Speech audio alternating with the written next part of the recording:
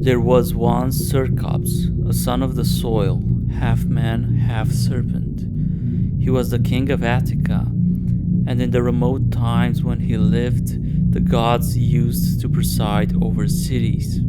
Such was the case of Athens, and before it was called so, Poseidon and Athena contended the right to rule over it. After a contest where Poseidon gifted to the Proto-Athenian citizens the sea of Erecthes and Athena an olive tree, the latter won. The sea god was furious that Athens had not come to be under his trident, and flooded the entire region.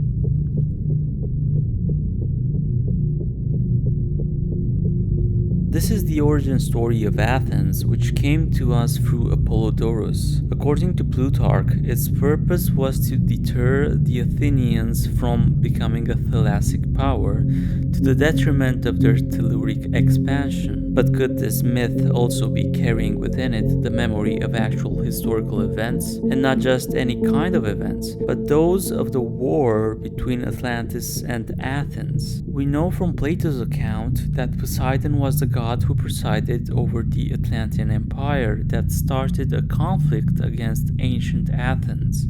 So it wouldn't be too far-fetched to see in this myth the clash between the two civilizations embodied symbolically in the figures of their own patron gods.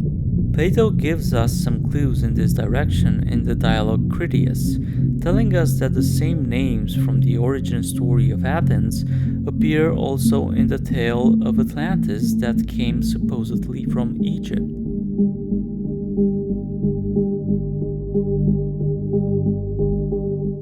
But before we are even allowed to engage in such speculations, there is a bigger issue to be dealt with, that of how modern and contemporary academics have treated Plato's account of Atlantis.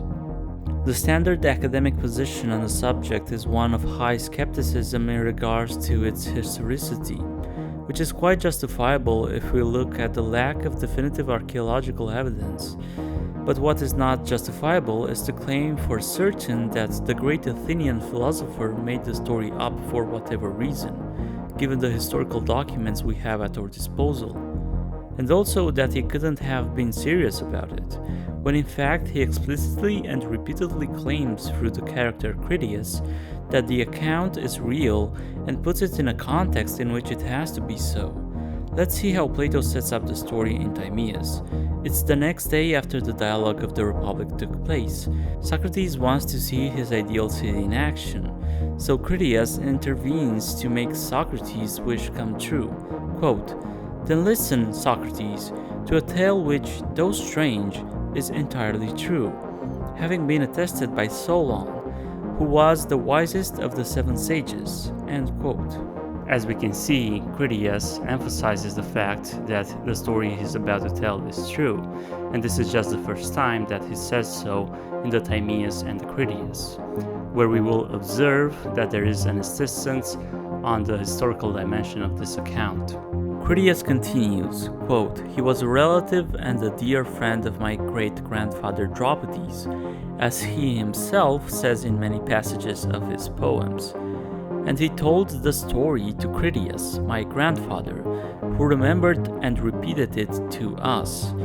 There were of old, he said, great and marvelous actions of the Athenian city, which have passed into oblivion through lapse of time, and the destruction of mankind, and one in particular, greater than all the rest. This we will now rehearse. It will be a fitting monument of our gratitude to you, and a hymn of praise true and worthy of the goddess on this her day of festival." End quote. The festival in question is most probably the Lesser Panathenea. We know it from Neoplatonist Proclus' commentary on Timaeus. The tale provided by Critias has to be true in nature in order for it to fit as a hymn for Athena. So at the end of the general picture that is given to us, he asks Socrates, Quote, "Consider then, Socrates, if this narrative is suited to the purpose, or whether we should seek for some other instead." End quote. To which Socrates replies, quote, "And what other, Critias, can we find that will be better than this, which is natural and suitable to the festival of the goddess, and has the very great advantage of being a fact and not a fiction?" End quote. As we can see, again and again, there is an emphasis on the dualism of fiction and fact. In the Republic, Plato explicitly tells us that the ideal state was invented, and now he's telling us that there was a time, 9,000 years before Solon, when Athens was a living image of what Socrates described the day before as the best form of government. As Critias says, what they attempted to do at the beginning of Timaeus was to transpose the ideal city from fiction to reality. Quote, "The city and citizens which you yesterday described to us in fiction, we will now transfer to the world of reality." End quote. In the unfinished dialogue Critias, which takes place after Timaeus, we get really minute details about Atlantis and its empire, which don't seem to serve the purpose of making any political or moral point, but they are there primarily for descriptive purposes. These details were given to Solon by the Egyptian priests, and Plato put a lot of emphasis on the fact that Critias was trying to remember all that was told to him by his grandfather when he was a child. In this dialogue, the distinction between fact and fiction is still insisted upon. The intentions of the author cannot be clearer than this. What Plato intended to convey is, at least on the surface level, pretty plain and straightforward. You'd have to be a really bad philologist to claim otherwise. You'd have to violate the favorite tool of the skeptics, meaning Occam's razor, which claims that the simplest explanation is to be preferred to the most convoluted, and in this case, the skeptic's hypothesis of Plato just making the story up is the most convoluted and baseless explanation, because it has to go against the explicit and literal sense which was given by an author such as Plato, who, as we will see, is often very explicit about the nature of the stories he is telling.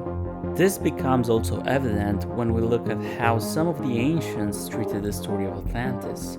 We know that in the 2nd and 1st century BC, the geographer and historian Strabo and the politician and astronomer Posidonius both considered the story to be possibly historical fact and not just fiction.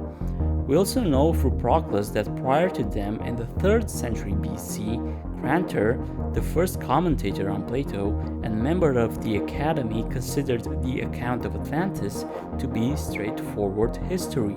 Moving on to late antiquity, the best source on this that we have is Proclus' commentary on Timaeus.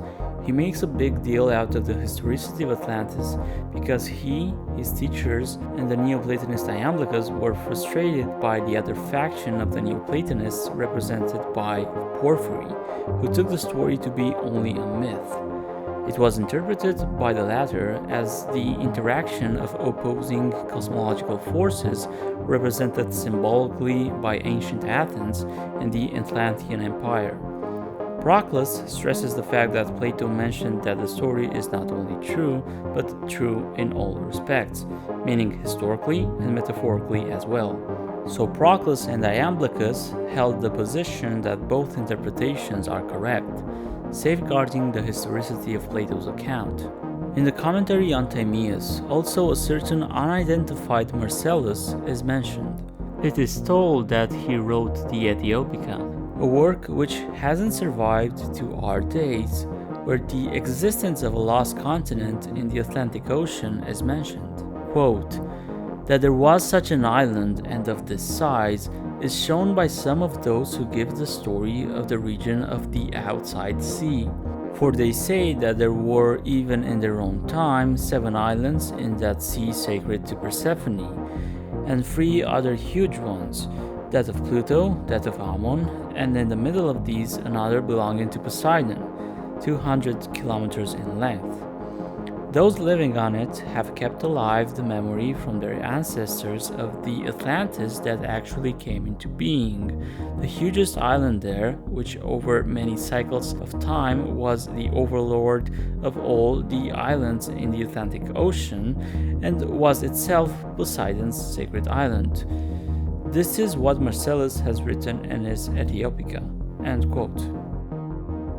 Both Proclus and Plutarch provide further information about Solon's travel to Egypt, but there's an anomaly in the sources.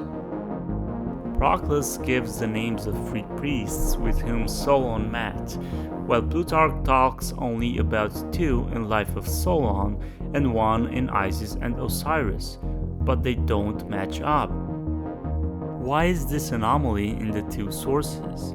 No sure and short answer can be provided, but Proclus tells us that this information can be found in the Egyptian records, and it is a testimony that this event might have actually happened, which points to sources outside of Plato's account to corroborate its authenticity.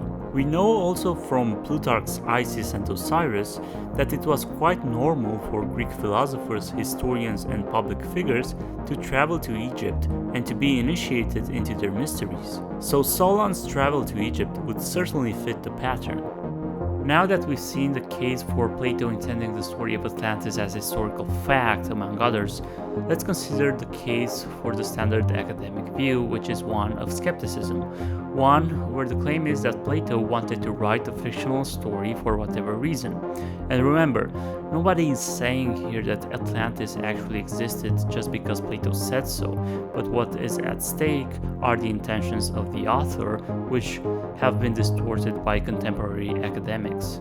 Here's archaeologist Flint Dibble's take. Well, some people you'll hear them say online, but Critias himself says, this story is true. This story's true, right? But you are of the opinion that the books Critias and Timaeus are explicit that they're not true. Oh yeah, that's the thing. It depends on whether you take the story and you take a few quotes out of it, or whether you read it from start to finish. And so anybody that wants to approach this story needs to look at how it's set up. And the setup is quite clear. It takes place fictionally the day after the discussion of Plato's Republic. And so they summarize the discussion they had yesterday about the Republic and how they developed philosophically in a dialogue this ideal city. And Socrates sort of sits down and says to like Critias and Timaeus and Socrates, and it's like, it's kind of cool. We came up with this cool city, but I want to see more. I want to see this ideal city that we sort of created.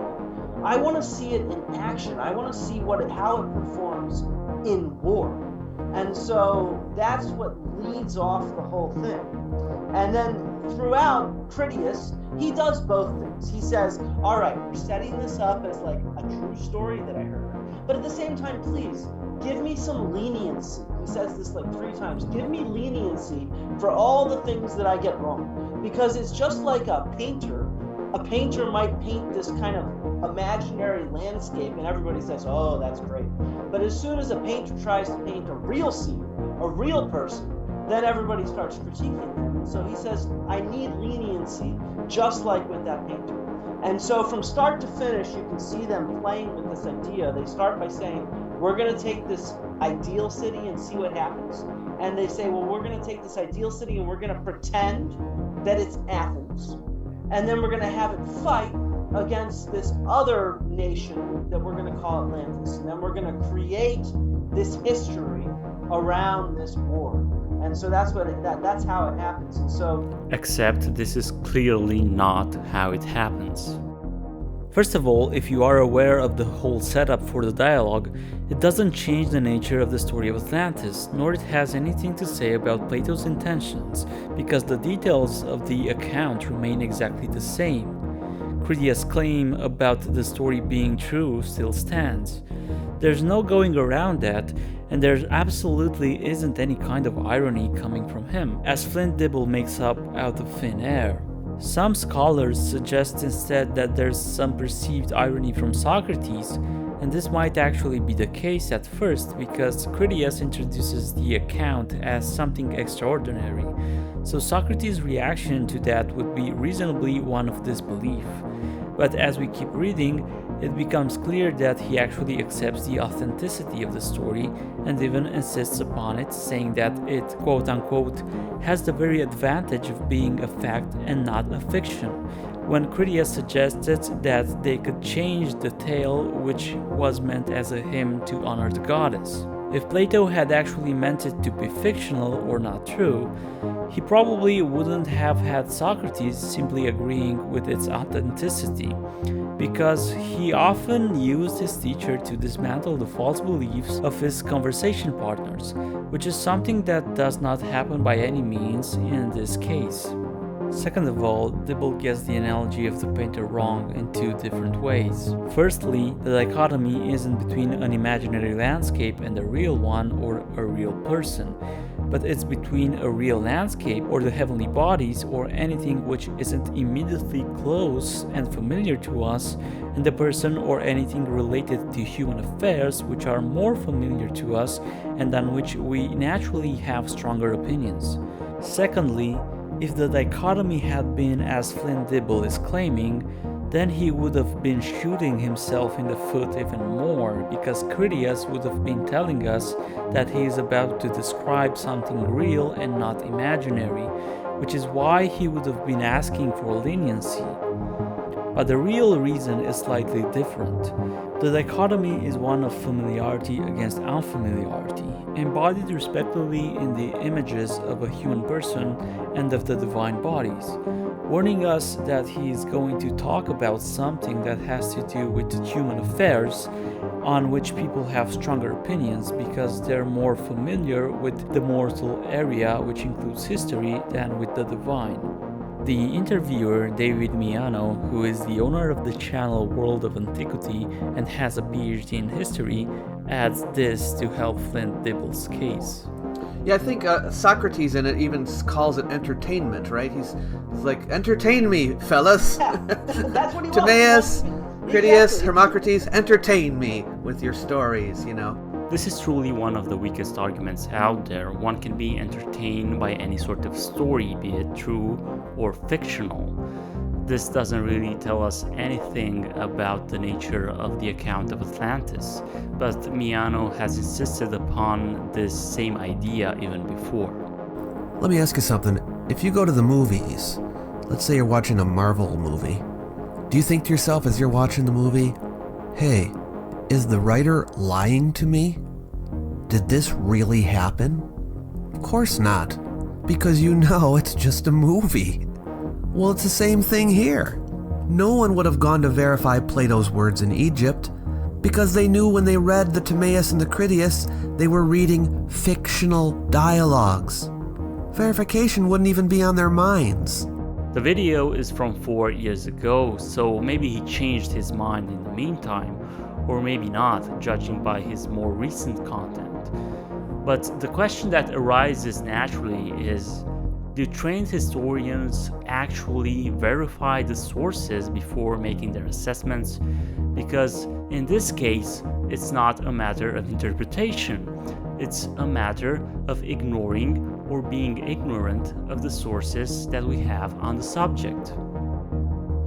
If Miano had read Proclus' commentary on Timaeus, he would have known that in antiquity and late antiquity there were two camps. One which considered the story of Atlantis only to be a metaphor through which Plato intended to make not moral nor political points as academics interpret today, but cosmological and metaphysical ones, which was best represented by the Neoplatonist Porphyry and his predecessors, and one which considered that both the literal and metaphorical interpretations of the story was what Plato actually intended, which is represented firstly by Ambiguous and then by Proclus and his teachers, as we said before. Also, isn't Miano aware of Contra, Posidonius, Strabo, the unidentified Marcellus and others? But further than that, Doesn't he know that the Timaeus was regarded as a sacred text by the Neoplatonists, so that it becomes clear that Plato's works were treated extremely seriously and not primarily as entertainment? But what is even more concerning is that it seems that he is conflating the fact that the setting of the Platonic dialogues is fictional with the nature of the content which is presented there, thus considering also the content fictional by converging it with the nature of the setting. Unfortunately, in the writings of a philosophical author such as Plato, the fictional setting does not determine the nature of the content presented dramatically by the various characters, because the end goal of the dialogues wasn't to create a theatrical play, but to explore philosophical themes and search for the truth. Moreover, David Miano uses the low resolution argument that Plato just loves to make stories up, as we can see. It's evident from the corpus of Plato's works that Plato was both a myth teller and a myth maker. He often uses myth as a way of hooking his less philosophical readers so that they will be more interested in what he has to say. All over Plato's dialogues you'll find myths, whether that be traditional myths, which he sometimes modifies, or myths that he invents. The myths Plato uses are narratives that depict particular beings, deeds, places, or events that are purposely beyond the reader's experiences so that they cannot be rationally examined or empirically verified, even if his readers wanted to. So it fits in with what Plato always does. Despite the fact that Plato wouldn't want a reader to try to rationally verify his myths, that doesn't stop some today from trying it. From this, it's pretty clear that Miano isn't really familiar with Plato. Even if we take a look at one of the myths presented on screen by him, that of Phaethon, we will immediately notice that it directly contradicts his claim that Plato purposely writes about stories that are beyond the reader's reach and that cannot be rationally examined. While this might incidentally be so in some cases, the philosopher himself oftentimes does the rationalization and analysis of his own myths to make it clear for the reader what the meaning and the intent are. In the case of the aforementioned Phaethon, it is plainly stated that we are dealing with a metaphor, and the explanation of the tale is given explicitly as rationally as possible. We can see the same pattern also in the famous myth of the cave from the Republic, where at the end of the story, Plato tells us that we are dealing only with an allegory, and then an explanation of all the themes is given to the reader.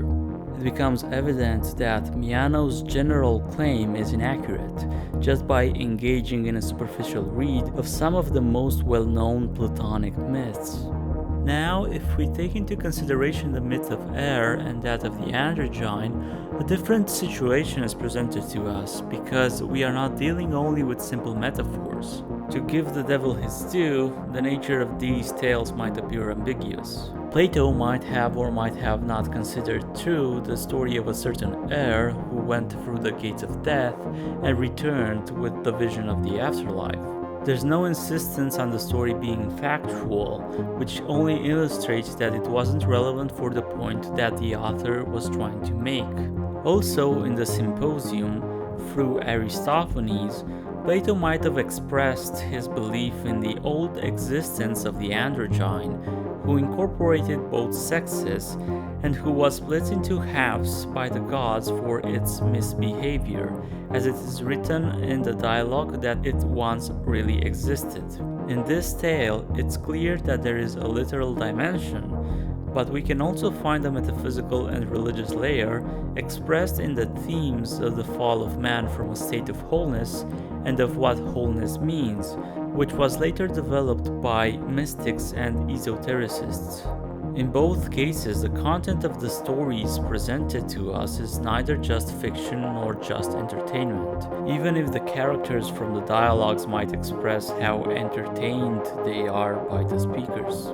Then we look at the story of Atlantis, which Miano puts in the same box with the other myths, despite the fact that we find in both Timaeus and Critias an insistence on the historical character of the account. It's clear that we cannot simply put every single Platonic tale in the same category. Some discernment and nuance is required.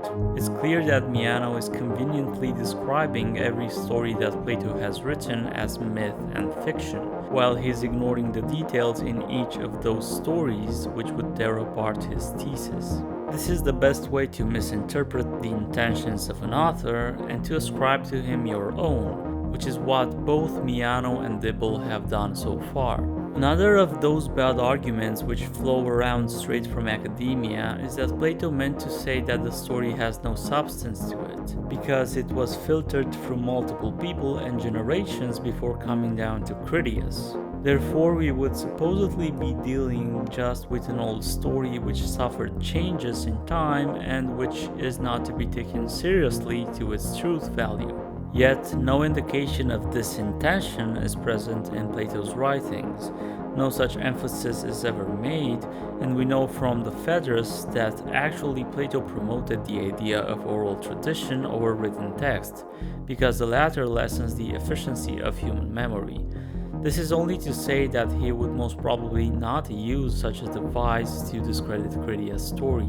Moreover, according to cultural historian Jeffrey Ashe, who wrote the book with an overview of the history of the reception of Atlantis, we are dealing with a moral fable.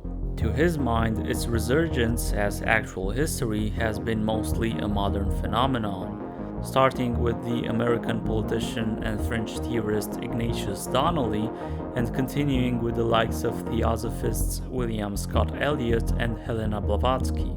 Quote, whatever the author believed himself, he meant his story to have a mythic dimension and make a statement about the human condition. But his followers from Donnelly onward have shifted the focus and changed the meaning. However retold, the story has become a different story. End quote. It's quite weird that Ashe makes this claim, that he says, quote unquote, his followers from Donnelly onward, and then goes on to mention Contra, Proclus, and other Neoplatonists who took the story seriously in a historical sense and not just within its mythic dimension. Why is only Donnelly changing the meaning of the story and not the several ancient and late antiquity philosophers, historians, and geographers that we mentioned before, who considered the story to be most probably history? This is one of the most puzzling positions within academia, and as we saw before, it relies on the skeptic myth, because this is the actual myth we are dealing with, that Plato meant the story to be pure fiction and that the ancients took it exclusively so. Such a view generates a lot of biases and historical inaccuracies, such as those that we can find in regards to Aristotle's position on the subject. He is often mistakenly cited also by Ashe for believing that Plato made up the story of Atlantis to teach philosophy. You can find this mistake also on Wikipedia and in academic works. Unfortunately, he never makes that claim. Nowhere in the Organon does Aristotle mention Atlantis. The erroneous idea comes from a convoluted extrapolation in the work of the geographer Strabo, where he talks about Posidonius' belief in Atlantis, and he then mentions what we later find out to be Aristotle's quote. Unfortunately for the skeptics, the quote doesn't contain anything about Atlantis, but it's used by Strabo in a context related to the lost continent from which the detractors of its existence have conveniently extrapolated the position of the Stygian philosopher, which is never mentioned. This doesn't prove anything about Aristotle's opinion on the matter, of which we continue to be clueless. As we can see, the case that academic skeptics try to make, that Plato's intentions were to invent the story of Atlantis as a fable for whatever reason, and that only in recent times it has been considered historically plausible, is quite weak and filled with inaccuracies. The examples of academics being highly biased in their skepticism, or rather denialism, are numerous and more than we presented here, but there is a moral lesson to be learned. Credentials don't guarantee that you are right or truthful. They don't guarantee that you have an honest and properly informed opinion on something that is within your own field, so it is better not to blindly trust anyone. not even the so-called experts, or especially those, and to do the proper thinking and research on your own, because this is not something which lacks importance. We're talking about a door that might open the possibility of a paradigm shift, something that is worthy of in-depth research, and that if it turns out to be true, it would completely change the way we look at human history and at ourselves. We are dealing with the story of the origin of our civilization, which, if modified, would deeply alter our lives, because the set of ideas and myths which govern us are essential in our perception of reality. If you are ruled by the ideology of skepticism or denialism, you are owned by the spirit of these times, which would stop you from even considering a further inquiry in a direction that might contradict the fundamental axioms of the current paradigm, because you become an expression of it. And this is where academia is now, up to a point where it has become quite ridiculous. You've got people running around who are calling themselves scholars, who publish in scholarly journals and sit in scholarly seats, and you can tell what they're saying is completely wrong and it's directly in their area of expertise.